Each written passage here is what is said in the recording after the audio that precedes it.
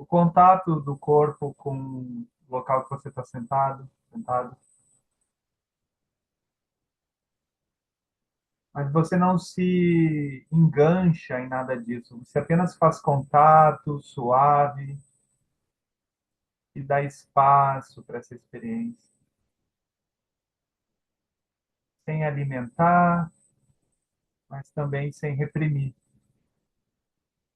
Encontra um lugar de conforto com esse fenômeno que está te acompanhando.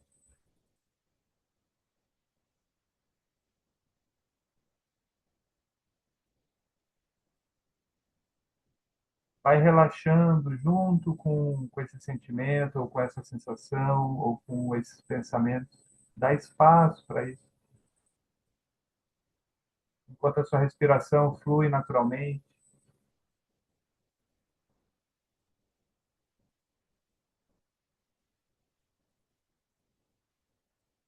Tenta manter uma estabilidade, um relaxamento e uma vivacidade da sua atenção.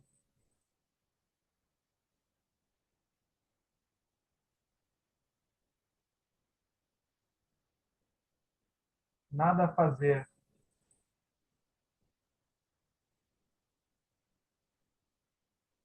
Essa é a prática.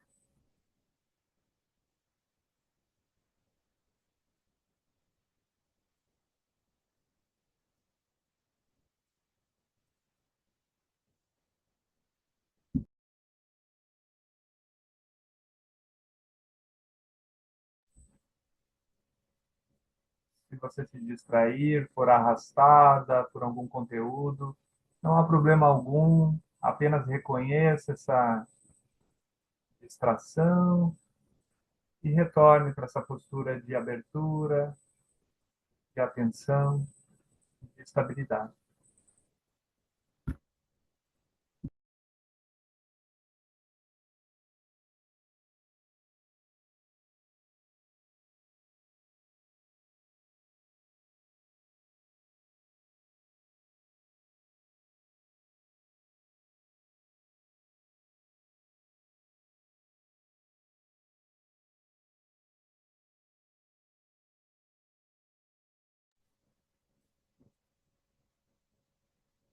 Nesse minutinho final, traga para sua consciência a motivação para esse estudo, para esse encontro. Nas suas palavras, de algum modo, fazer contato com esse grupo, com esses ensinamentos que a gente vai receber, e de algum modo isso possa fazer você se relembrar da sua bodhicitta natural, da sua sabedoria, da sua compaixão inatas.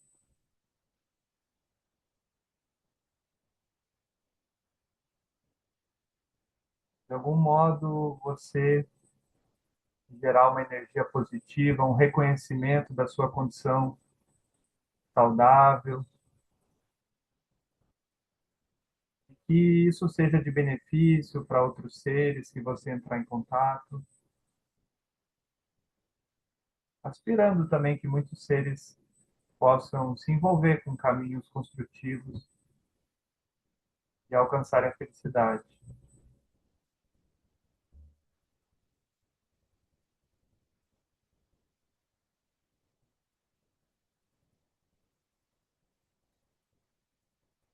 Pode ir abrindo os olhos, encerrando a prática, trazendo a sua atenção agora para a tela, para o nosso texto aqui que eu vou compartilhar. Eu vou reler o trechinho da semana passada, porque ele traz muito a essência, acredita, assim, né, de tudo o que a Pema Chodron está nos convidando a fazer.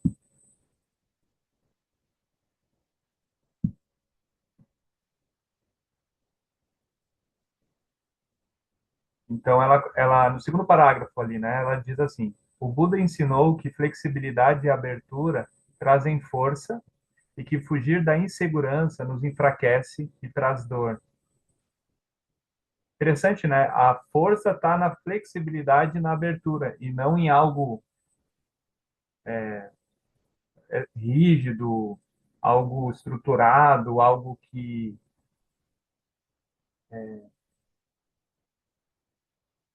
mais duro, vamos dizer assim, mas é justamente na flexibilidade, na abertura, né? Ela segue. Mas será que compreendemos que a chave está em nos familiarizarmos com a fuga? A abertura não vem de resistirmos aos nossos medos, mas de passarmos a conhecê-los bem. Então, a mudança de mentalidade, né? É através dos fenômenos, daquilo que pode ser desagradável, que a gente se torna mais flexível e mais aberto e, portanto, mais forte. Ela segue. Em vez de atacarmos aquelas muralhas e barreiras como com uma marreta, prestamos atenção nelas. Com gentileza e honestidade, nos aproximamos daqueles muros. Nós o tocamos, cheiramos e passamos a conhecê-los bem. Começamos um processo de reconhecimento de nossas aversões e nossos anseios. Familiarizamos-nos com as estratégias e crenças que utilizamos para construir as muralhas. Quais as histórias que conto para mim mesmo? O que me afasta e o que me atrai? Começamos a ficar curiosos sobre o que está acontecendo, sem chamar o que vemos de certo ou errado, apenas olhamos, tão objetivamente quanto conseguimos. Podemos nos observar com humor, sem ficarmos demasiadamente sérios, moralistas ou constrangidos a respeito dessa investigação. Ano após ano, treinamos para nos tornarmos abertos e receptivos ao que quer que ocorra.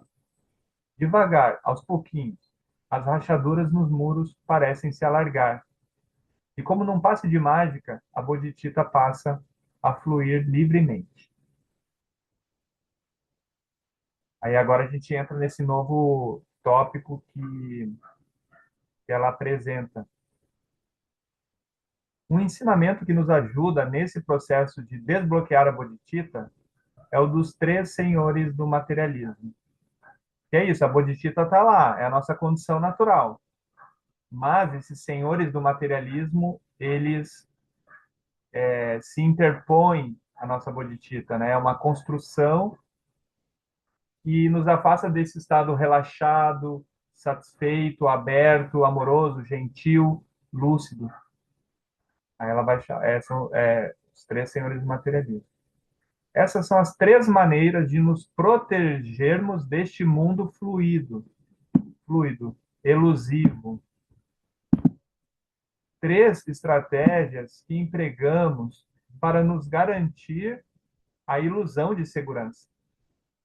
Esse ensinamento nos encoraja a nos familiarizarmos com as estratégias do ego, para que possamos ver com nitidez como continuamos a procurar conforto e facilidades, usando meios que só fazem reforçar nossos medos.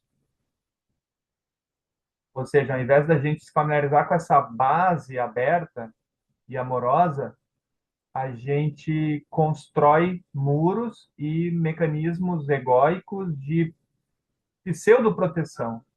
E aí a gente fica preso naquilo, buscando construir a segurança, mas nunca encontrando. A gente está botando a consciência no lugar errado, né? Aí eu vou, antes de abrir para nossa reflexão, o primeiro desses três senhores do materialismo, né? Para daí a gente contemplar as nossas vidas. O primeiro dos três senhores do materialismo é chamado de Senhor da Forma. Ele representa como esperamos que algo do exterior nos proporcione um solo firme. Quem nunca? Podemos começar a prestar atenção nos nossos métodos de fuga. O que faço quando me sinto ansioso ou deprimido, entediado ou solitário? Minha solução é a terapia das compras? Ou me volto para o álcool ou para a comida? Eu me animo com droga, sexo ou procuro aventura? Prefiro retirar-me para o esplendor da natureza ou para o mundo delicioso que um livro realmente bom oferece? Eu preencho o espaço fazendo ligações telefônicas, navegando na internet ou assistindo a TV por horas? Alguns desses métodos são perigosos, outros são divertidos e outros ainda são bastante benignos. O ponto é que podemos fazer uso inadequado de qualquer substância ou atividade somente para fugir da insegurança. Quando nos viciamos no Senhor da Forma, estamos criando as causas e condições para a escalada do sofrimento. Ou seja, a gente nunca encontra aquela resolução, aquela satisfação, aquele alívio, né? É que nem beber a água do mar, nunca mata a sede. Não conseguimos qualquer satisfação duradoura, por mais que tentemos. Pelo contrário, exatamente aqueles sentimentos dos quais tentamos fugir tornam-se mais fortes. Aí ela traz um exemplo. Ela traz uma analogia tradicional da dor causada pelo Senhor da Forma é a de um camundongo que é pego em uma ratoeira porque não consegue resistir ao desejo de comer o queijo. O Dalai Lama oferece uma variante interessante dessa analogia. Ele diz que quando era criança no Tibete, costumava tentar capturar camundongos, não porque quisesse matá-los, mas porque queria ser mais esperto do que eles. Conta que os camundongos de lá devem ser mais espertos do que os camundongos comuns, porque ele nunca conseguiu capturar nenhum. Eles se tornaram, então, seus modelos de uma conduta iluminada. Ele acredita que, diferentemente da maioria de nós, aqueles pequenos animais chegaram à conclusão de que a melhor coisa que eles poderiam fazer a si mesmos era conter o prazer imediatista de comer o queijo para conseguir o prazer duradouro de continuar vivendo. Ele nos encoraja a seguir esse exemplo. É assim, porque enquanto a gente ficar buscando pelo Senhor da Forma uma condição especial onde a gente vai se sentir seguro, a gente vai seguir nesse ciclo de tentar e nunca encontrar. Então o ratinho ele tem esse insight, eu vou seguir preservando a minha vida ao invés de ficar colocando a minha felicidade naquele queijo e ser capturado. Então ele vê uma sabedoria no ratinho. Aí tem só mais um parágrafo antes de finalizar esse senhor da forma. Não importando como sejamos apanhados, nossa reação usual não é ficarmos curiosos sobre o que está ocorrendo. Normalmente, não investigamos as estratégias do ego.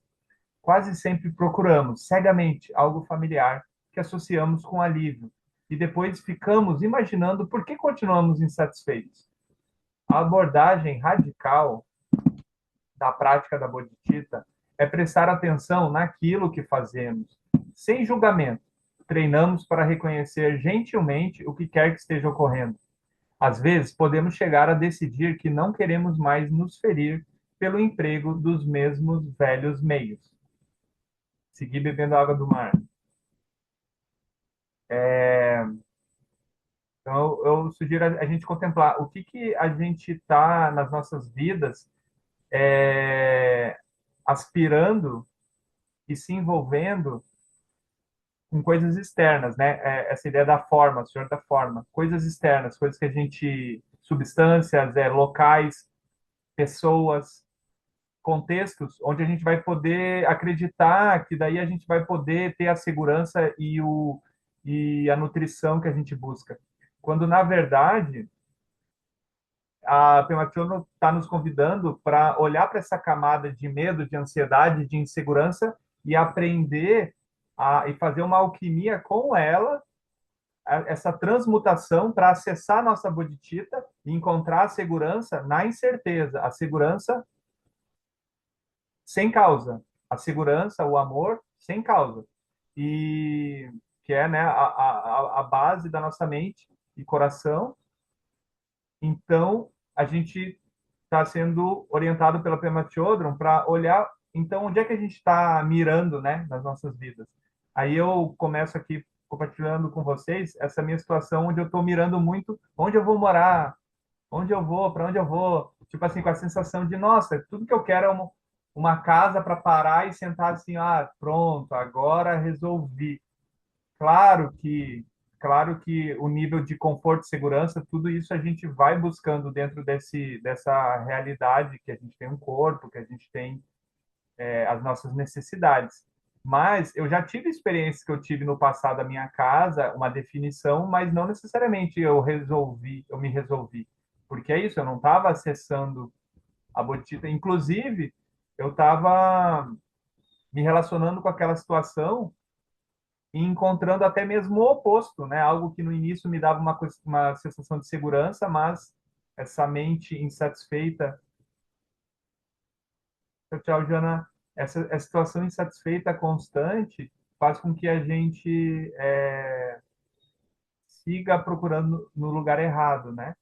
Então eu pergunto para vocês assim, né? O que que vocês podem estar percebendo na vida de vocês que vocês colocam, tomam um refúgio ali, né? Tomam um refúgio, buscam um tipo de experiência que aquele objeto, aquela pessoa, aquele lugar não vai poder oferecer. Não tão profundamente quanto a segurança, a satisfação de Bodhicitta. Quem quiser partilhar pode ligar o microfone e trazer.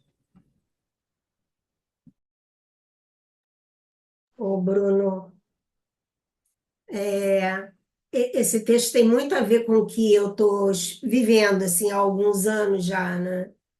Que é a perda dos refúgios que eu achava que eu tinha, né? E eu penso muito numa frase que outro dia veio num estudo que um dos nossos refúgios é justamente a impermanência, né?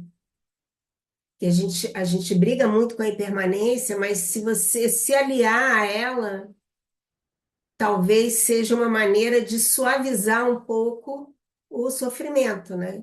Que é inevitável. E então, assim, eu acredito que é uma experiência humana geral. A gente busca refúgios em tudo, né? Em relações, especialmente, em coisas materiais. Mas quando a impermanência passa e tira de você os refúgios que você manteve por muito tempo, é uma experiência muito aguda. É parecida com essa, assim, eu vou morar onde?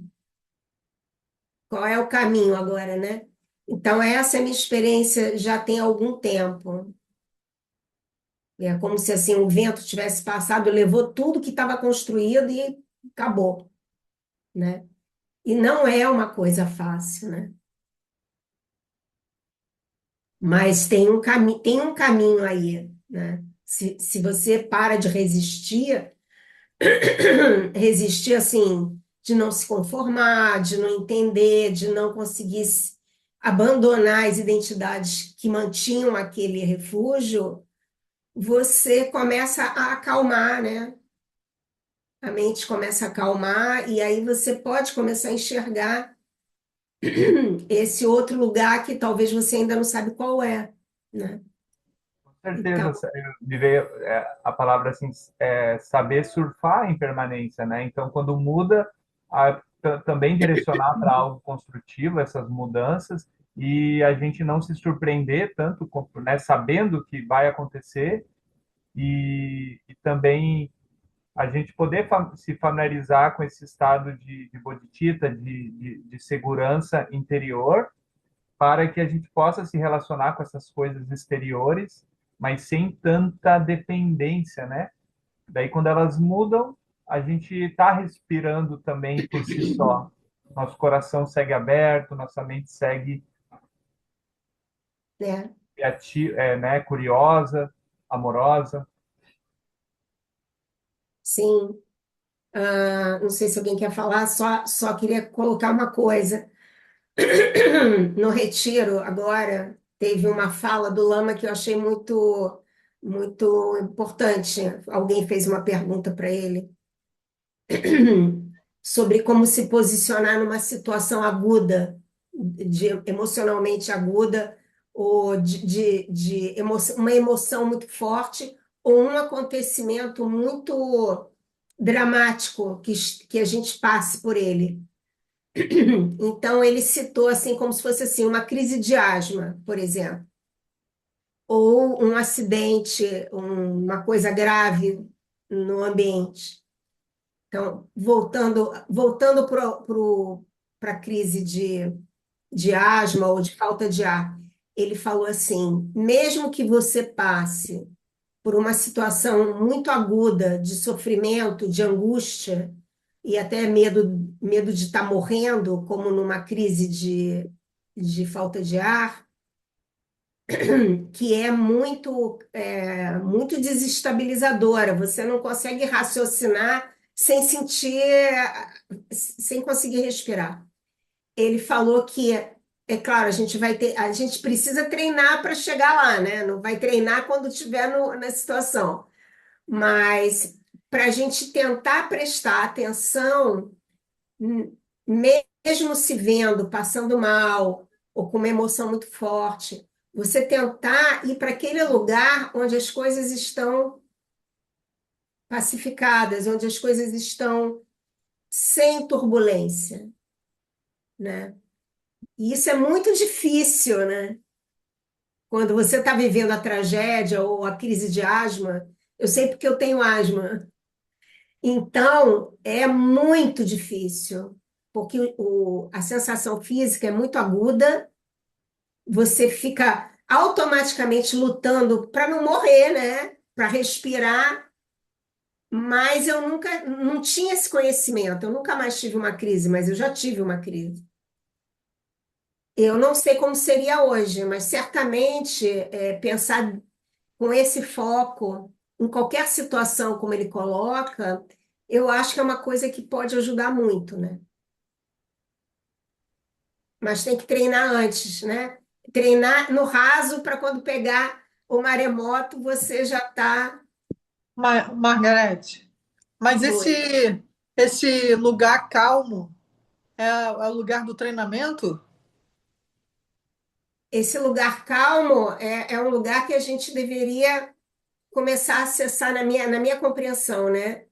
Já nas nossas práticas diárias de meditação, a gente tem que treinar isso. Então, o treinamento, né? A gente tem que treinar tudo antes, né? Na minha concepção, assim, a gente está aqui treinando, a gente está se familiarizando com todo esse conhecimento e tentando praticar, porque só ouvir não modifica muita coisa, né? Você tem que treinar. Então, esse lugar a gente pode acessar, né, em Shamatha, Vipassana e etc. É assim que eu entendi, né? Oi, Bruno, pessoal. Cheguei silenciosa aqui. Provavelmente vou ficar silenciosa pelo resto da noite, mas eu queria.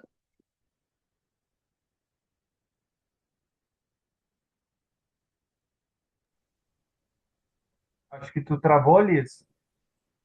Não estamos te escutando. Ah, a Liz caiu. Caiu. Daqui a pouco Ó, ela volta. aproveito o silencinho para perguntar que, assim, eu acho o que coloca a Margarete super orientador para o que a gente tem que estar trocando, né? Aí a única maneira que eu conheço para sair do pânico em situações muito agudas é mantrear. Eu não sei como vocês falam, é falar meu mantra ou dar meu decreto sobre mim mesma, né? E assim, gostaria de ouvir cada pessoa que queira compartilhar, porque assim a gente tem que aprender, né? Como estar nesse estado de meditação. Só que meditação é uma palavra muito grande, né? A única experiência que eu tenho em situações críticas assim é repetir meu mantra de cabeceira. Aí pronto, só queria ouvir de vocês, que como é a sua receitinha aqui de cada alma de vocês. Sim, eu vejo assim, Raquel, o mantra são chaves, né? Para a gente acessar esse estado que a gente, né, é ideal que a gente vá se familiarizando, é um estado que no mínimo seja um estado de mais abertura, de mais relaxamento, mais estabilidade. E pode ser trazer atenção para o corpo, para a respiração, ou simplesmente soltar, trazer o espaço mais diretamente, né? E ficar mais próximo do que é permanente, né? Já vi assim mestres falando, quando a gente contempla a impermanência, quando a gente olha para a impermanência, a gente, ao fazer isso cada vez mais profundo, a gente pode acessar o que é permanente. E o que é permanente não é uma coisa, né? Claro, Uma claro, claro. qualidade assim que a gente está buscando se familiarizar e é a nossa condição mais natural. Mas aí não tem um ego, não vai ter nenhum mantra, mas são chaves, né? O mantra ele nos conduz para depois a gente soltar o mantra e se tornar esse espaço, né? Essa compaixão que acolhe, né?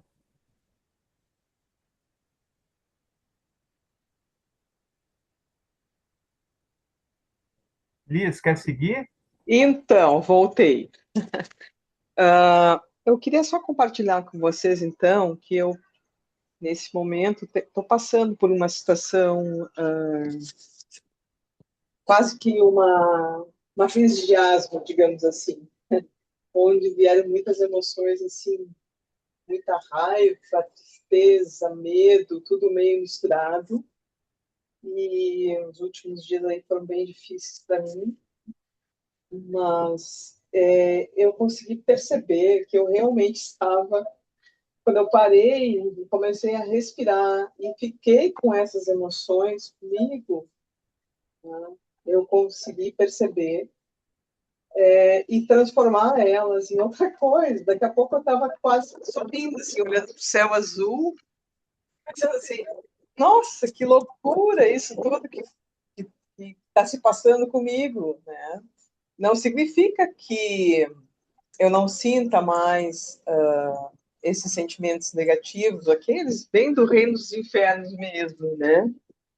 Mas que eu estou conseguindo, de certa forma, assim, transformar esses sentimentos em alguma coisa melhor do que era. A raiva, por exemplo, que era um dos principais que estava assim, muito presente, eu acho que não posso dizer que ela está eliminada, assim, mas eu acho que eu estou conseguindo transmutar, assim. Então, realmente,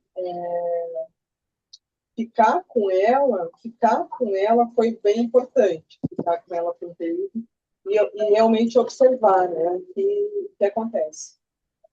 Então, o livro aqui da Pema Chodron nos traz justamente para esse lugar, né, que são os lugares que nos assustam, né, o lugar desses sentimentos, dessas coisas que quando eles vêm assim muito, muito forte, né.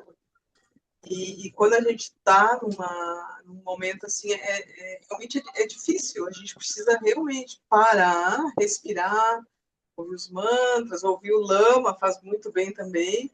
E estar aqui com vocês também é muito bom. Então é isso.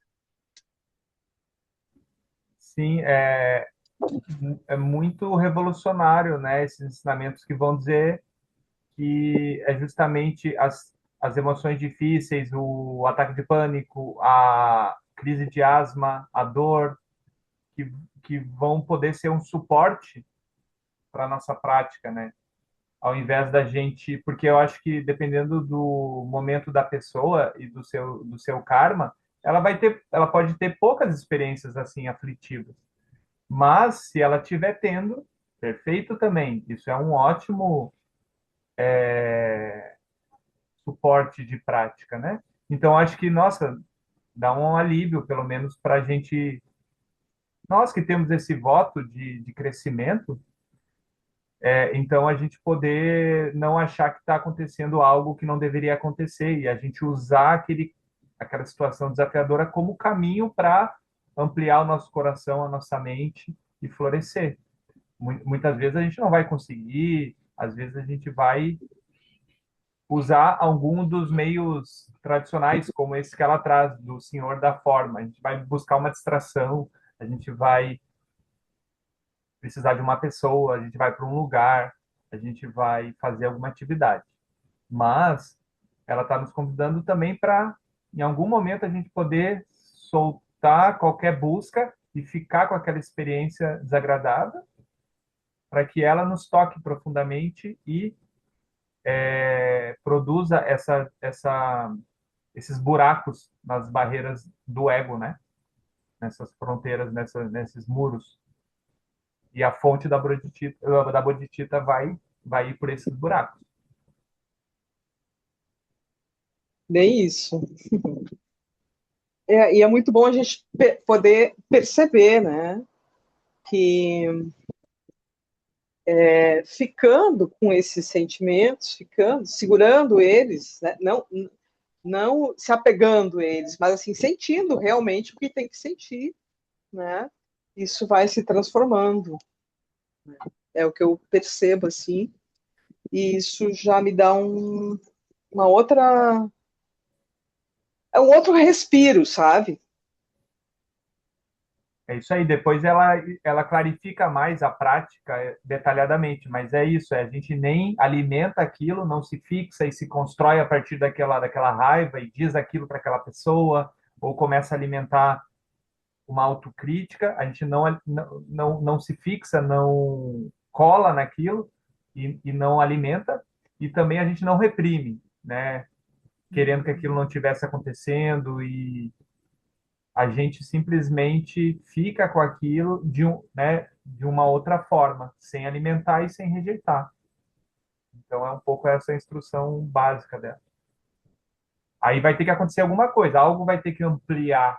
A gente vai ter que, ela sugere que a gente encontre um relaxamento, um calor, uma amorosidade, uma abertura com essa experiência que está alfinetando. E aí o que vem para a gente, assim, poxa, se eu consigo ter essa abertura, né, ou perceber que as coisas funcionam dessa forma na nossa mente, os outros seres também podem, né? Todos os seres têm esse potencial búdico, né? E isso gera um quentinho no coração da gente, né? Talvez as coisas estejam se transformando realmente em bodhicitta, que não é uma coisa fácil.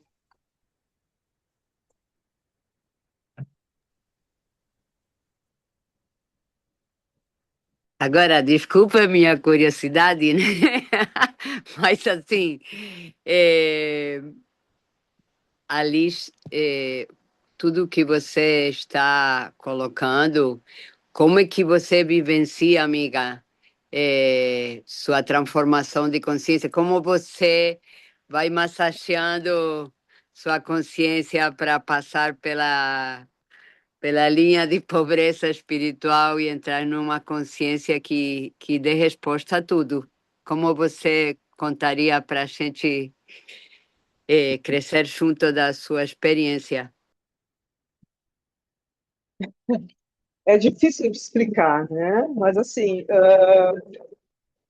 eu percebi que essa raiva, esse medo, tristeza, eles existem. Eu não tenho como negar, entende? Eu estou passando por isso. Mas eu comecei a observar, então, isso. Eu parei em meditação, comecei a ouvir o lama, comecei a meditar realmente, né? E ficar com esses sentimentos. E eles acabaram se transformando. Quando eu comecei a perceber o quanto forte que eles eram, né? Eles foram, por si só, se amenizando, né? Se acomodando de uma forma melhor dentro de mim. Eu não sei explicar isso, né? E também não quero dizer que isso tenha passado completamente, mas tem me ajudado, entende? Tem me ajudado a compreender melhor o que eu estou sentindo e transformar esses sentimentos de alguma forma. É difícil, não tem como explicar. Obrigada, amiga. Eu achei muito boa a explicação, assim, né? Como se a gente vai aprendendo a respirar com aquilo. Às vezes tem a sensação da raiva, ela está no corpo também. Às vezes é a barriga que está queimando, é o coração fechado. A gente sente aquilo, a gente conecta, faz contato, mas sem alimentar e está fazendo contato, ele não vai rejeitar. Mas é um contato Uhum. com espaço, com ternura. E daí, naturalmente, essa energia, esses padrões, né, começam a se transformar. Exato, exato. É bem por aí.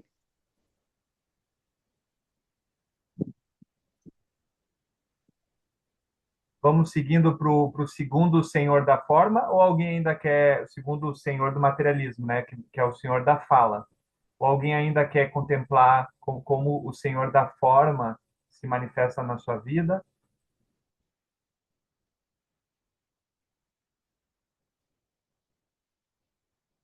Eu vejo assim, a Pema Chodron falou, algumas formas são benignas. Por exemplo, eu lembro de muitas vezes colocar lá o Lama Santem, qualquer mestre, o João Vale, James Lowe, enfim, Pema Chodron, e ficar ali meio que numa certa agonia, né, deitado ali, escutando, mas ao mesmo tempo, então tem um elemento de distração, eu não estou completamente aberto para a minha experiência sem distrações, eu estou fugindo dela. Mas é algo que me faz assim olhar. Aí é um ensinamento ali que está falando sobre raiva e eu estou com raiva, então isso me ajuda a olhar com curiosidade para a raiva, ficar mais com ela, gerar algum insight. Então tem eu acho muito triste quando a gente aí vem as compulsões, drogas, atividades que geram prejuízo à alimentação compulsiva, onde eu para lidar com o desconforto emocional, eu administro ali, Anestesia. Tenta se anestesiar, né? Como um e é bolo de algo que chocolate. vai me adoecer. Oi, Ana? Como um bolo de chocolate. É,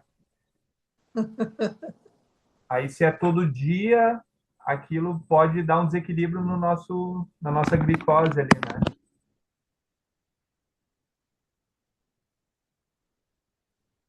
Então, tem fugas mais benéficas, né? Mas ainda assim é fuga. Em algum momento a gente vai ter que. Porque é assim, ó, não, qual que é a grande mensagem da Pema Chodron? Não há nada a temer.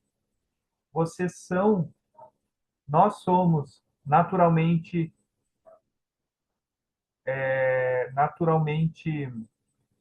saudáveis e inteligentes.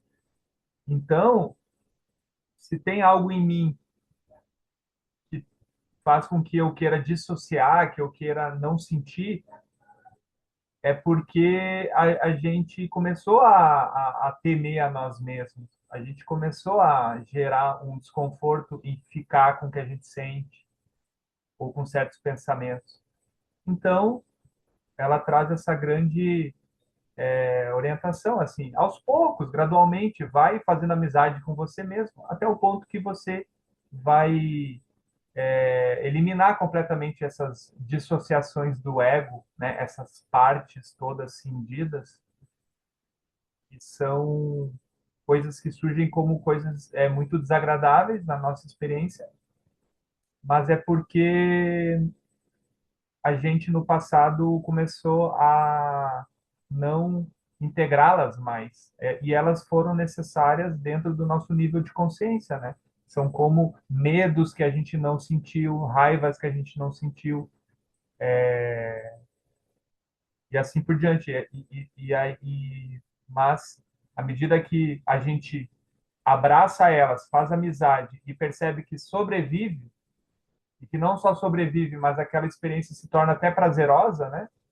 A raiva se transforma numa ternura, numa compaixão. Aí vem todos os ensinamentos, né? De que a essência do veneno é a sabedoria, né? Então, que é o aspecto do Tantra, né? Então, se a gente faz essa alquimia, as nossas perturbações vão atenuando. Então, eu vou seguir aqui na nossa leitura para o segundo senhor do materialismo, que é o senhor da fala. Na verdade, eu quero perguntar se alguém quer ler. Eu É o posso segundo ler, Dani. parágrafo. Vamos lá, Lina, o segundo dos três senhores. Tá. O segundo dos três senhores do materialismo é o senhor da fala. Esse nos dará a ilusão de certeza sobre a natureza da realidade, quaisquer dos ismos político, ecológico, filosófico ou Lina, espiritual. desculpa, querida, desculpa, é que tu pulou, acho que a segunda linha, só para. Porque é Tá, bem. então vamos começar. O segundo dos três senhores do materialismo é o senhor da fala. Esse senhor representa como usamos nossas crenças de todos os tipos para nos dar a ilusão de certeza sobre a natureza da realidade. Quaisquer dos ismos político, ecológico, filosófico ou espiritual podem sofrer abusos dessa maneira. Politicamente correto é um bom exemplo de como opera esse senhor. Quando acreditamos na correção de nossa visão, podemos ser muito preconceituosos e tacanhos a respeito das falhas das outras pessoas.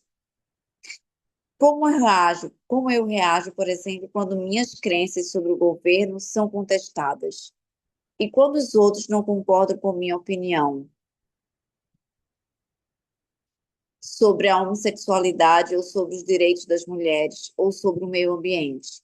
O que acontece quando minhas ideias sobre fumar ou beber são desafiadas? O que eu faço quando minhas convicções religiosas não são compartilhadas? Praticantes novatos costumam adotar a meditação ou os ensinamentos budistas com um entusiasmo apaixonado. Sentimos-nos parte de um novo grupo, felizes por termos uma nova perspectiva. Mas por causa disso, julgamos as pessoas que veem o mundo de forma diferente. Fechamos nossa mente aos outros porque eles não creem em karma? Fechamos a nossa mente aos outros porque eles não creem em karma? O problema não está nas crenças propriamente ditas, mas em como as usamos para conseguir sustentação sob nossos pés, como as usamos para sentir que estamos certos ou que o outro está errado, como as usamos para evitar o sentimento da intranquilidade de não saber o que está se passando. Isso me lembra um colega que conheci nos anos de 1960, cuja paixão era protestar contra a injustiça. Toda vez que o conflito parecia prestes a ser resolvido, ele mergulhava em uma espécie de melancolia. Quando surgia uma nova causa para a revolta, ele se animava outra vez.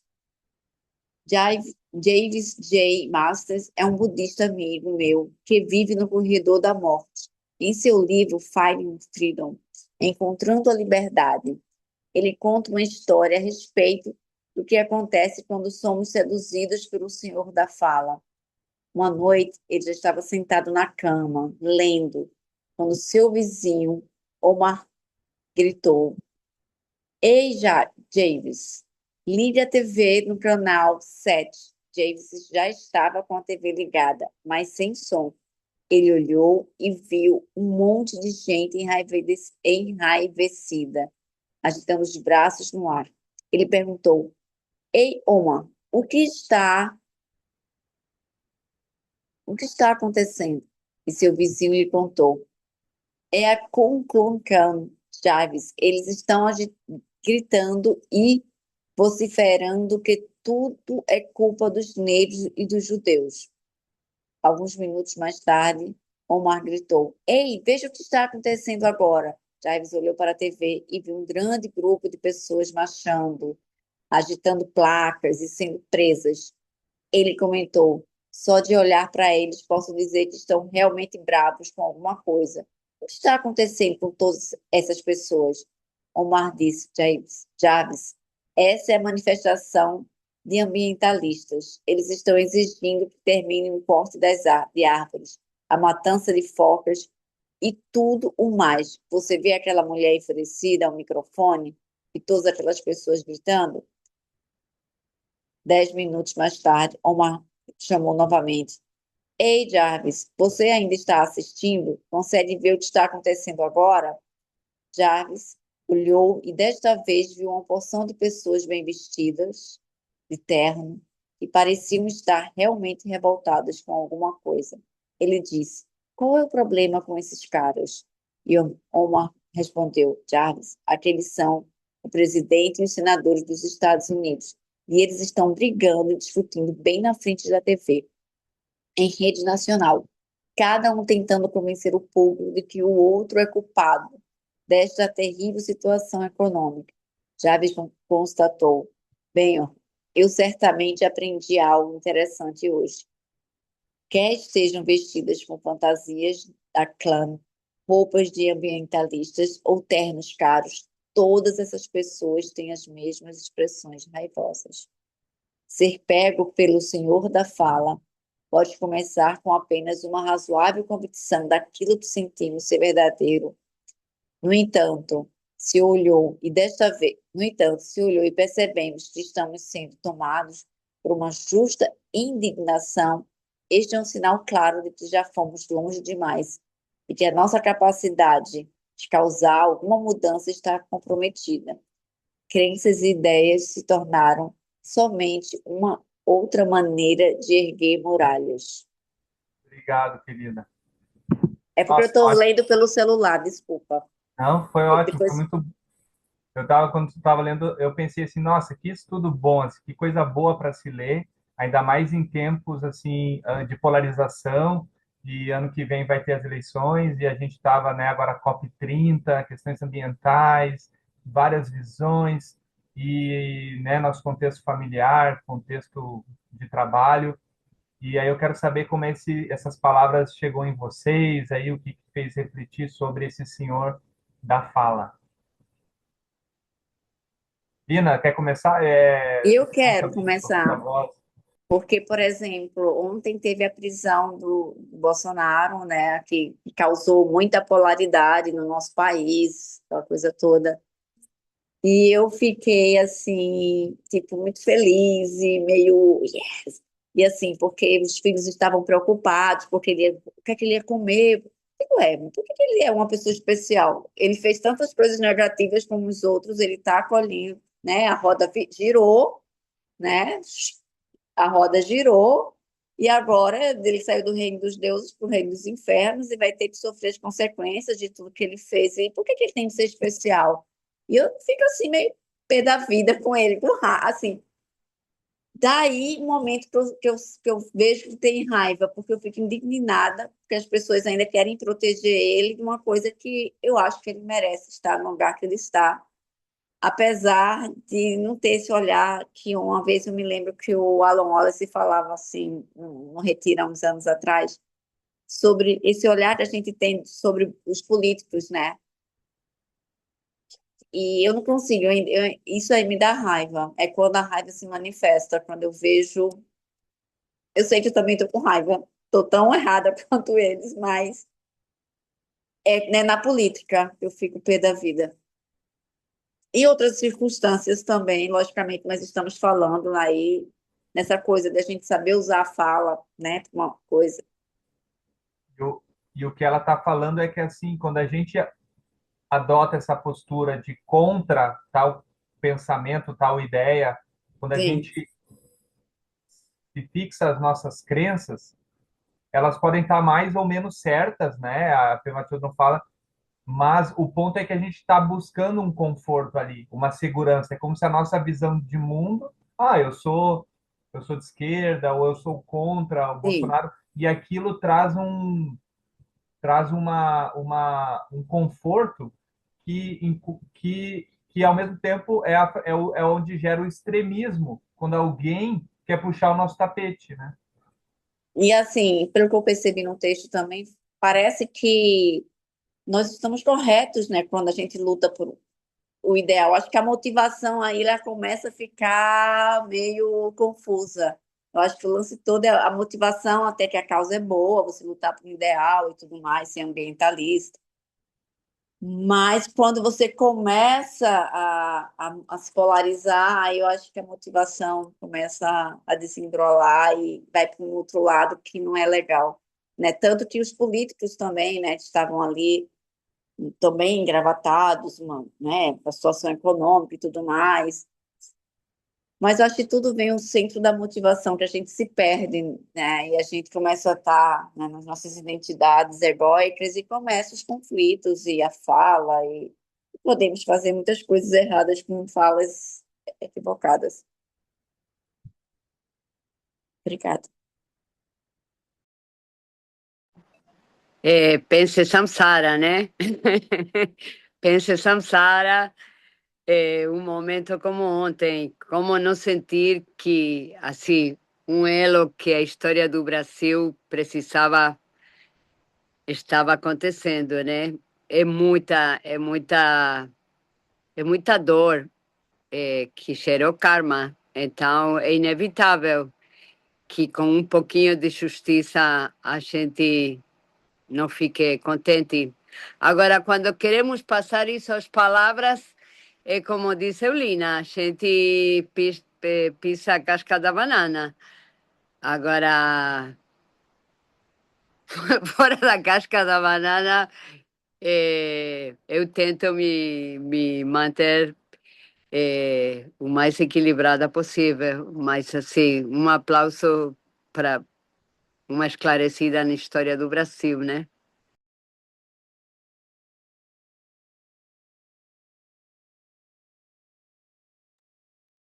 Posso falar? Por favor. Eu estava pensando aqui Eu estava no retiro quando as coisas aconteceram e eu não queria saber de nada, né? Eu estava tão, assim, envolvida ali, aí começaram a me mandar: aconteceu isso hoje, aconteceu aquilo. Eu nem respondi, porque eu realmente não quis. Mas quando eu entrei, que eu abri, né? Não podia deixar de ter contato, porque tem até um familiar doente e tal. E aí me mandaram: fulano foi preso. Você quer aquele negócio, aquela energia entrando no meu retiro? Eu simplesmente não respondi, mas já tinha lido o negócio, então aquilo já entrou na minha mente ali, né? E tudo bem, e não me causou nenhuma turbulência.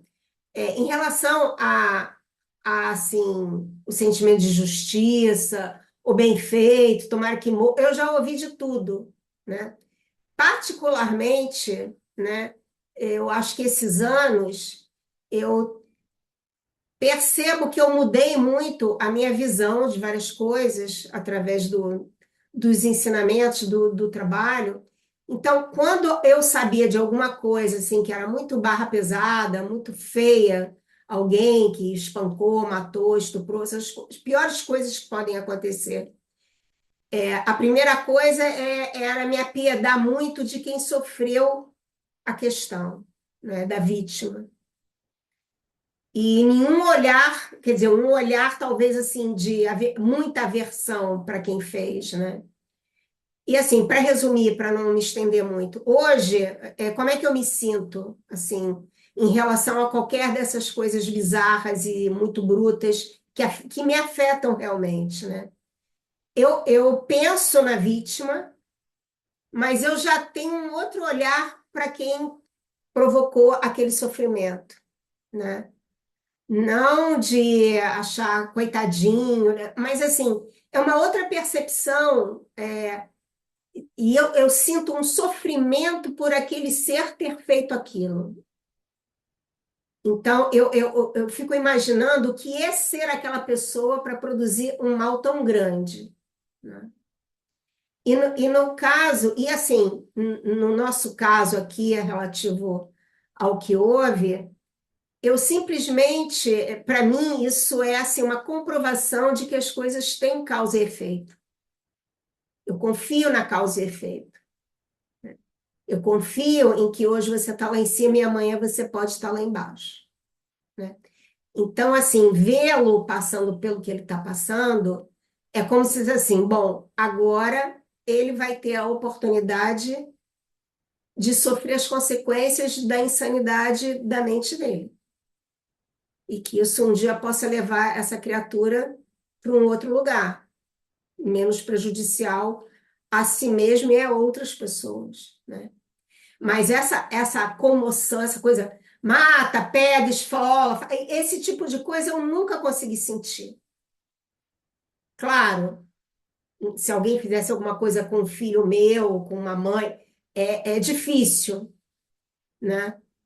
Mas é um outro lugar, assim, isso que eu quero dizer. Eu acho que esse olhar de quem cometeu as tragédias e quem sofreu as tragédias, isso também é móvel.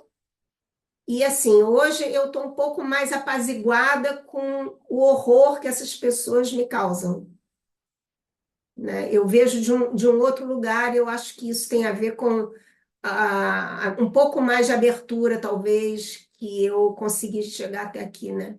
Não sei se faz sentido aí para você.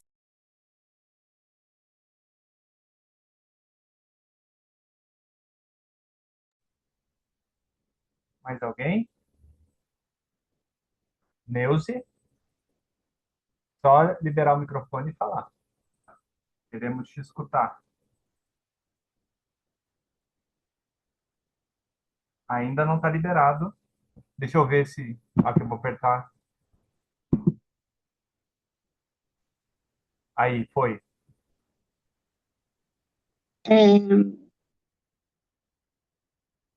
É, eu estou um pouco antes de eu vir para esse encontro, eu estava numa sessão de terapia, o meu gato está doente, eu demorei a entrar, mas eu estava pensando como eu estou triste e veio esse senhor da fala, porque a gente está sendo muito agredido pela fala.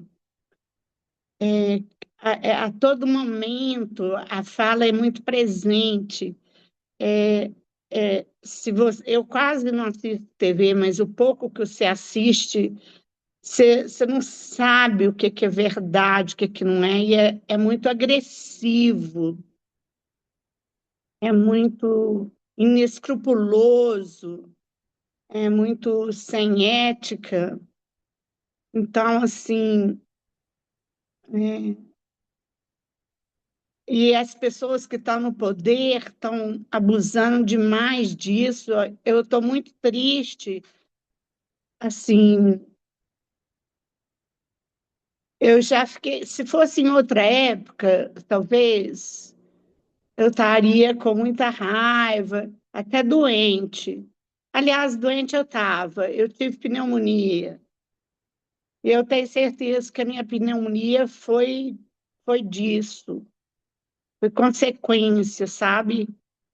Quer dizer, de tristeza, sabe? De ver as coisas pessoais da minha família também, mas também no global, sabe? Tem uma energia assim do mundo, da fala, que está chegando forte na gente, sabe? E assim, eu adoeci. É, eu estou na quarta semana, estou em convalescência, mas eu cheguei a ter pneumonia por conta disso. E é o senhor da eu acho muito forte hoje, com as mídias sociais, mesmo com a família da gente, com os amigos, entre aspas, assim, as pessoas que você convive. Eu acho que a fala está machucando demais. Ainda não consegui sossego, não. Neuze, tua fala ressoa muito comigo também, também a Margarete, a Lina, a Raquel. É, eu acho que conforme a gente vai saindo desse lugar que também é extremista, assim, que é um lugar de apenas criticar e defender um outro lado que também tem suas imperfeições, que também não é iluminado. E aí, quando a gente começa a olhar caso a caso, questão a questão, a gente começa a ver que também ficar num lugar só de ataque é um lugar onde a gente está buscando a nossa segurança naquela identidade, naquela certeza, e quando a gente começa a soltar essas certezas e olhar todos os elementos envolvidos, que sim, é um ser humano também, é um Buda em potencial, é um ser que, criando ações negativas, vai experimentar sofrimento, e isso é triste. E ver essa polarização no mundo e essa fala tóxica e conflitiva, enquanto que a vida está só piorando e não tem muita esperança de solução assim dentro desse simples embate, isso pode gerar essa tristeza, que é essa tristeza que eu acho que está ligada à bodhicitta, de se entristecer por toda essa trama sansárica que nos pegou muito lá atrás, talvez vá pegando cada vez menos conforme a gente vai praticando, mas ainda pega muitos seres e o caminho de liberação desses conflitos, ele infelizmente ele é minoritário. Isso é dramático, porque o planeta está sendo destruído, as pessoas estão adoecendo e esses seres e às vezes nós também estamos em conflitos sem trabalhar as reais causas, sem transformar as reais causas da miséria que a gente está vivendo. E quando a gente começa a olhar essas nuances todas, abraçar essa complexidade dos contextos, que ela não é tão simples, ela é complexa, ela não é tão simples quanto a superficialidade de uma coisa identitária polarizada, ela é muito mais complexa, aí a gente começa a ficar um pouco triste mesmo, e só que é essa tristeza que é a tristeza diante do sofrimento, a tristeza diante da confusão dos seres e nossa. E isso com certeza está falando da nossa bodhicitta despertando também. Então, tem um livro que eu gosto de um mestre, é o Choki Nyingma, se não me engano, que é assim, o título: Tristeza, Amor e Abertura. Ou seja, para tu chegar no amor e na abertura, começa pela tristeza. A Shogyen Trungpa, o mestre de Pema Chodron, define bodhicitta como o autêntico coração de tristeza. Então tem uma tristeza ali, tem um pesar, um lamento. Eu vi ali atrás de você tem um quadro de Cherezin, Avalokitesvara, né, o Buda da compaixão, que é essa nossa qualidade de interesse pelo sofrimento dos seres e do mundo e nosso. E isso é triste, né? Por que é triste? Porque não precisava ser assim. A gente poderia estar numa outra configuração, uma sociedade iluminada, ou minimamente mais, com uma consciência um pouco mais elevada, a gente estaria vivendo melhor aqui no mundo. Mas, por conta de toda a complicação sutil que se origina na mente e vai ganhando uma materialidade cada vez maior, as coisas acabam sendo desfavoráveis, mas é desnecessário. Então, a gente equilibrar essa tristeza com a ternura, com o amor e com a sabedoria, de reconhecer que isso, a gente está batendo cabeça que nem crianças num parquinho, brigando porque o outro quer o escorregador para ele. E teorias, porque ela está falando do Senhor da Fala. Teorias tem de monte. Hoje mesmo eu vi um. Porque daí, olha só, gente, eu não sei se eu sou meio maluco, mas eu acho que também foi uma ideia boa, assim. Eu até estou divulgando essa ideia. Eu estou direto, intencionalmente, assistindo conteúdos e seguindo pessoas que pensam de maneira totalmente diferente. Ou seja, aqueles que eu vou dizer, não, essa pessoa é um terraplanista, essa pessoa é um negacionista. Aí eu vou lá, essas pessoas, elas são referência para outras pessoas. E elas estudam e elas têm as suas teorias. Aí hoje eu assisti de um falando assim, olha, essa questão do gás metano, que o agronegócio ele não faz mal para o meio ambiente, isso é furada. O agronegócio ele faz muito bem. Criar gado é algo totalmente harmônico com o meio ambiente.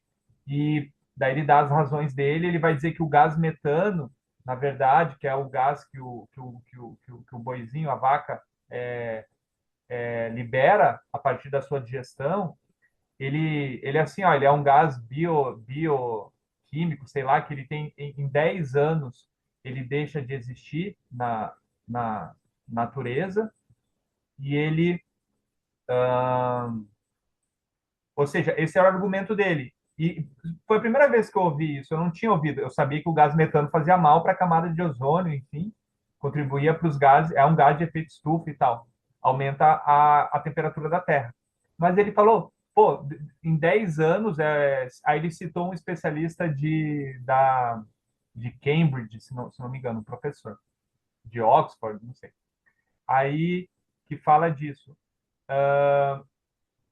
Bom, eu acho interessante a gente se colocar também um pouco no lugar de questionar as nossas certezas, porque essa é a prática da gente não se construir como dono da razão. A gente seguir, porque a mente de sabedoria e compaixão, ela é uma mente curiosa e aberta para sempre estar olhando assim, e sempre olhando caso a caso, com muito refinamento. Tudo bem, eu não concordo com esse ponto. Eu não concordo com esse ponto, no sentido de que eu acho que, bom, se demora 10 anos para. Já é mais do que suficiente para a gente reduzir esses gastos, né? Esses emissões, assim, enfim, eu acho que o agronegócio, a maneira como. Mas é uma opinião, mas eu não devo me fixar tanto nisso. Eu tenho que seguir estudando, olhando para isso e o fato de poder ficar um pouco mais com essas informações de uma pessoa que eu teria facilmente categorizar como um ser completamente endemoniado, vamos dizer assim, ficar com isso assim é o meu processo de sair da minha intransigência, da minha arrogância e, então assim e a gente percebe por que é complexo. Os seres acreditam em muitas coisas e teoria tem para tudo. E isso é triste, porque assim a gente não vai resolver facilmente as nossas questões globais, porque, gente, ainda mais a mente é muito criativa e ela se engana profundamente. E eu percebo os meus enganos e tudo. Então, é triste e talvez a gente vai adoecer, porque abaixa o sistema, a imunidade, né? A gente acaba adoecendo, mas é um processo de abertura do coração, assim. Sinto que, pelas palavras da Pema Chodron, estaria tudo bem, assim, a gente está passando por isso, assim, faz parte da nossa cura. O Bruno, com relação a isso, é muito interessante você falar isso, porque é uma coisa que me impressiona muito quando eu tento estar na frente de alguém que é assim, radicalmente aversivo com relação às ideias, para mim, entendimento, eu sair um pouco do meu incômodo e perceber como que aquela pessoa de fato acredita naquilo. Que por mais que eu fosse assim uma pessoa muito capaz de discutir com ela e tentar fazê-la ver outra coisa, ela não vai conseguir, porque ela está muito fixada naquilo. E assim, agora eu estou prestando muita atenção nisso, ainda que eu ainda não tenha tanta disposição de ir de cara estar com elas, entendeu? Mas, assim, eu já começo a olhar de um outro lugar essa fixação dela. Que, de fato, elas acreditam naquilo, né? Tem aqueles que professam que estão interessados em alguma manipulação. Não estou falando disso, estou falando daquele que realmente acredita, né? E eu estou falando porque eu tenho um familiar que é assim. Pessoas que a gente evita, tudo bem. Agora, familiar, a gente vai fazer o quê? E o né? pior, e a gente vê que ele tem a mesma intenção, que é de ser feliz, não sofrer, e ele está buscando segurança, prosperidade, harmonia, só que ele está com essas teorias, assim como a gente está com as nossas, elas não são as mesmas, né? Elas têm uma causalidade diferente, consequências diferentes. Uma pode levar à morte, outra pode levar à manutenção e ampliação da vida, mas assim quando a gente larga essa postura de só acusar, a gente também vai poder depurar melhor as nossas, poder estar sempre revisitando, porque a gente também erra, né? Então, esse lugar de certeza, de uma certa arrogância intelectual, né, que é o elemento das ideias, das crenças, é um lugar que é um refúgio frágil, que a Pema Chodron está dizendo, que nos separa da Bodhicitta e dos seres, né? E daí ela fala uma coisa, só para terminar também, eu estou falando demais, mas ela fala assim, eu vou ler aqui, é, esse é um sinal, percebermos que estamos sendo tomados por uma justa indignação. Esse é um sinal claro de que já fomos longe demais e que nossa capacidade de causar alguma mudança estará comprometida. Então, esse é um ponto para nós como praticantes, né? A bodhicitta tem a ver com o bodhisattva, né? O bodhisattva é aquele que quer beneficiar. Então, a gente vai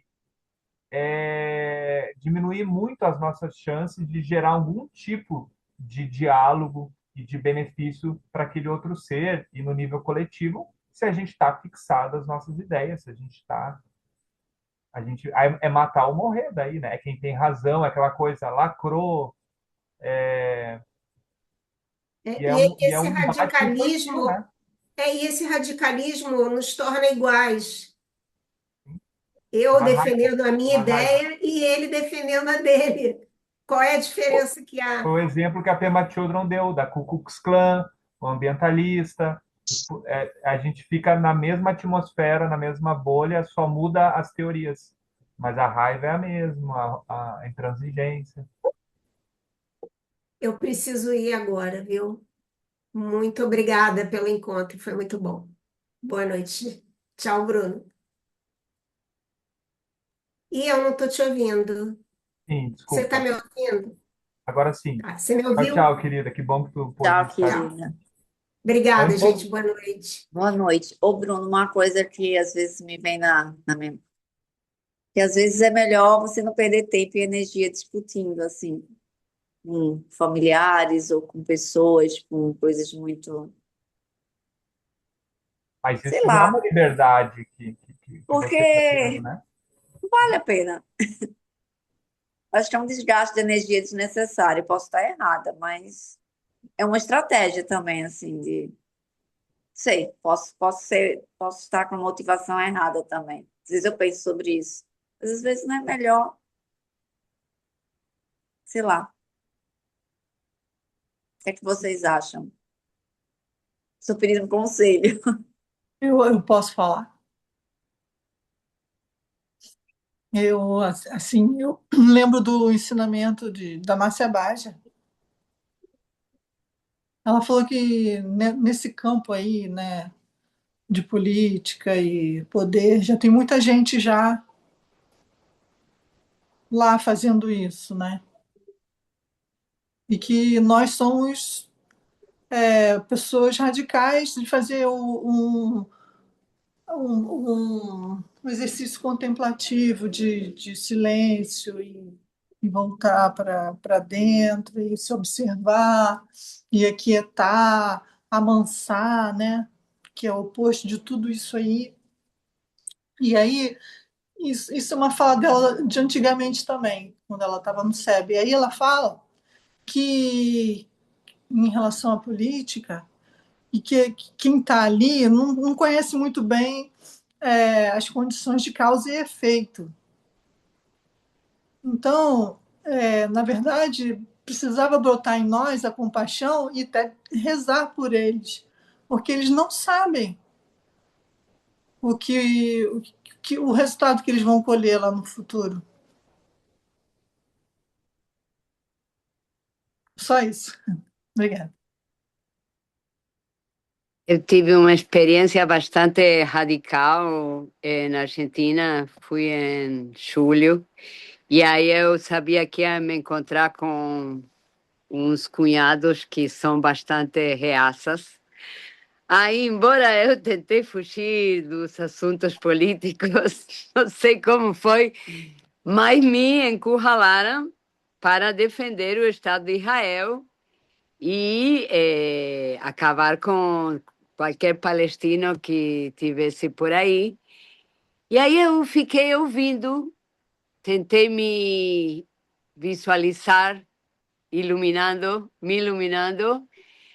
Aí o único que eu fiz e que teve mais efeito que o confronto foi dizer para eles só, pronto, eu não vou discutir, mas assim, botem uma mão no coração e sintam que do mesmo jeito que teve um juízo de Nuremberg e as pessoas tiveram que se envergonhar de ter apoiado o nazismo, o mesmo vai acontecer em algum momento com Palestina. E não passou muito tempo quando começou a se posicionar todo mundo, né? Agora, sim, eu acho, como disseram todos, que o terreno da fala é um terreno perdido. Subo vez por outra em Uber de meninos que assim batalharam arduamente para poder ter seu carrinho e trabalhar como Uber e pronto. Não tem nada mais real que a desinformação, né? Aí a gente, não sei assim como, mas eu acho que a gente tentando nos iluminar vamos conseguir muito mais, porque é, falando é um terreno de lodo, né? A gente só se suja e não consegue nada. Não sei o que vocês, eu acho que o que disseram todos, né?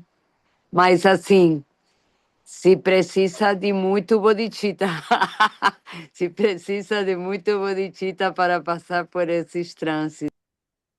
É, Bruno, eu concordo, porque essa situação por exemplo, nossa, que eu senti bastante, né, do Oriente Médio, da coisa toda dos judeus, essa matança, desse genocídio, mexeu muito comigo.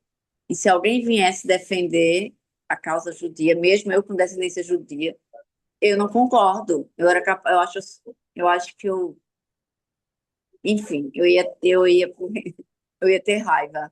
Porque eu não concordo com tudo que aconteceu, as motivações por que fizeram esse genocídio, né? E por que expulsar esse povo dessa terra e deixar as pessoas completamente sem dignidade nenhuma.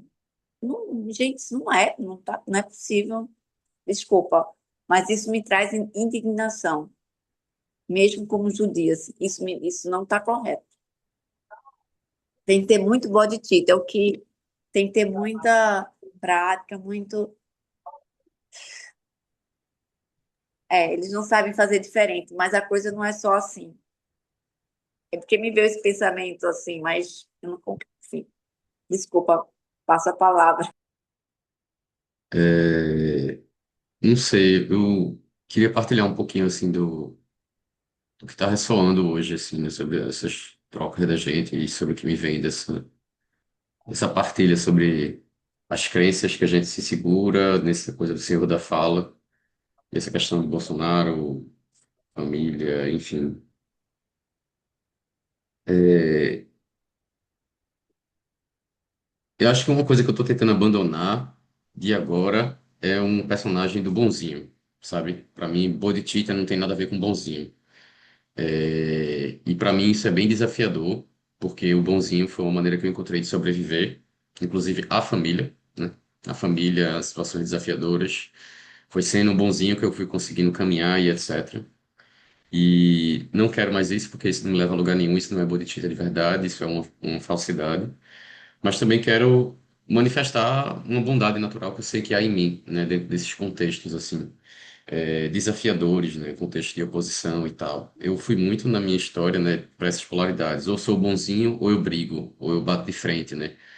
E, e aí acho que uma coisa que tem me ajudado a caminhar melhor e a não ser tão carregado e a não ser tão levado é, é uma coisa muito doida, porque se você para contemplar assim, todo mundo tá meio cagado, né? Todo mundo tá meio cagado assim, não tem ninguém que esteja plain, né? Todo mundo tá meio cagado. E aí uma coisa que me ajuda é olhar mais a fundo o que está acontecendo, no sentido assim, qual é a estrutura daquilo dali? Feito o Buda disse ali, né? Aquilo ali é o quê? É um desejo, é um apego, né? Uma raiva, e às vezes até ir além de raiva, e, enfim, dessa nomenclatura, mas é tipo assim, ó, é só uma estrutura que está sendo sustentada por um ser. E aí eu olho para minha estrutura e vejo, caralho, eu tenho altas estruturas igualzinho, tá ligado? Altas estruturas igualzinho, assim, ó. O tanto que essa pessoa acredita em que ela precisa fazer isso e aquilo, eu acredito que eu tenho que ser o bonzinho que vai iluminar ela. Vai se fuder. Não sou o bonzinho, talvez. E aí, enfim, né? Falo, quando eu vejo essas estruturas, vejo a minha estrutura e vejo a estrutura do outro, e com um pouquinho de olhar que eu acho que a gente vai desenvolvendo, é tipo assim: como é que eu posso caminhar desarmando as minhas estruturas e talvez ajudando o outro a desarmar as estruturas deles? E aí, talvez para um ser que está muito fixado na estrutura, seja você cortar aquela estrutura, ou seja, você brincar com aquela estrutura. Tipo assim, recentemente, uma coisa que me veio muito. Às vezes, enfim, tô lidando com minha mãe, que tem uma estrutura um pouco vitimista, assim. Ela, ai, você não me ama, você não me quer, eu sou a pior pessoa do mundo e não sei o quê. E aí, aquilo é uma estrutura muito densa para ela, assim, muito densa. E eu não tô sabendo lidar, assim, porque eu já tô cansado, não aguento mais esse vitimismo. E eu sei que eu também tenho esse vitimismo, mas como é que eu posso soltar isso? Aí aconteceu uma situação e eu disse, eu fiz alguma coisa pra ela, eu disse, ó, eu fiz pra tu, tal, se tu quiser tá aí, não sei o que, elas, eu não quis não. Aí eu, pera, eu vou brincar com isso daqui. Aí eu assumi a estrutura dela e disse, você não me ama, você não comeu isso daqui que eu fiz pra você com o maior amor. E aí ela ficou em choque, assim, porque ela viu na cara a estrutura dela. Na cara. Viu na cara, ela. Aí ela começou a rir. Eu disse, eu sou a pior pessoa do mundo, não sei o quê. Você... Aí ela. Aí teve algum insight, teve algum espaço assim que abriu. Aí eu, porra, acho que surtiu algum efeito, sabe? E aí não sei, tipo, eu tô tentando caminhar. Não tô dizendo que é pra fazer isso, não é o caso, assim, mas talvez nesse caso tenha funcionado. Mas como é que eu caminho pra soltar as estruturas daquela pessoa? A pessoa tem muita coragem, do tipo, não, a vida é assim, a terra é quadrada, não sei o quê. Isso aí é mesmo, é? Porra, tá ali pra fazer uma curva assim, em algum canto, tal, não sei o que, tal. Não tão legal a curva, é redondo, né? Não sei brincar de alguma forma, tentar quebrar isso. Enfim, acho que é uma coisa que me faz refletir, assim, dentro desse contexto que a gente tá conversando, né, desse eu da fala. Eu tenho muitas crenças muito fixas sobre mim mesmo e tô tentando largar todas elas. Tenho tentado brincar com a minha própria mente quando essas crenças surgem. Sei que não é fácil, longe de ser fácil. Anteontem passei por altos perrengues, vomitei, foi um caos, assim, tipo, tipo, grandes ondas, assim, emocionais, foi muito desafiador e eu, tá, beleza, não vou acreditar que sou a pior pessoa do mundo, que não vou dar conta, mas também não vou acreditar que sou imune a isso. E aí ficava tentando navegar, né, feito o Bruno falou, assim, não sei se tem muito certo, mas tô vivo aqui, não sei, acho que é uma coisa que tem me vindo, assim, brincar um pouco, não ter tanta crença em si mesmo e talvez ir soltando essas estruturas. É a E aí, Nilda, flexibilidade que ela enfim, fala, né? Ela fala, comecei hoje falando que a força não vai estar na rigidez, vai estar na flexibilidade e na abertura. Então, tu foi super flexível e essa liberdade para responder conforme for mais adequado, e às vezes vai ser com humor, tudo por aí, né? Que às vezes vai ser com um grito, né? Não tem como, muito bem aí como pode ser mais saber, duro, depende. claro. Enfim, sim, reflexões. Obrigado. Obrigado, Mário. Gente querida, então agradeço muito as partilhas, assim, esse tema é muito, reverbera muito em nós, né? E semana que vem a gente continua, talvez a gente entra nesse ponto mais um pouquinho e vamos para o outro senhor da fala, desculpa, o outro senhor do materialismo, que é o senhor da mente. É mais sutil, ela vai dizer. Dina, quer falar alguma coisa? Não, passou muito rápido. Por mim, eu ficava mais assim, um tempão, ó. Tô assim, mas sem apegos à experiência, pronto. Mas passou rápido. Quando eu fui olhar a hora ali, eu digo, caramba, já vai dar 8 daqui a pouco. Mas passou tão rápido. É 1h30, é rápido, né? Mas é Ah, melhor. Mas tá maravilhoso, não tô reclamando de nada. Agradeço foi bastante esse espaço. muito vivencial, né? É um assunto que pega É, todos nós. E ela está trazendo a matriz são as três formas em que a gente se desconecta da bodhicitta. É tão buscando atual, né? segurança. Aí a gente pode encaixar todas as nossas dinâmicas ali, né? Então, acho que a gente, né, bebeu muito na sabedoria um do outro aqui, também ressoou muito com a dor um do outro. E isso é mega bonito. Semana passada eu fiquei muito com a fala do Mário, né? Ressoando, pensando, refletindo. Aí essa semana com a da Margarete, acho que é a Margarete que saiu, né? E é legal porque a gente fica, né, analisando e também se colocando nas situações parecidas, que a dor do outro também é a tua dor, ou as coisas também, as experiências, né? Cada um. E gostei muito dessa coisa que o Mário falou agora, né? Que ele teve esse insight da flexibilidade. E a flexibilidade é uma inteligência, né? Que a gente precisa desenvolver mais. Eu fui criada muito na rigidez, então isso é uma coisa legal, assim, de você não levar as coisas tão a sério e eu acho que a gente leva as coisas muito a sério, sabe? A gente leva as coisas, a gente vai muito nas aparências, a gente leva as coisas muito a sério e eu estou A gente tentando me sofre, trabalhar nisso. a gente sofre de seriedade.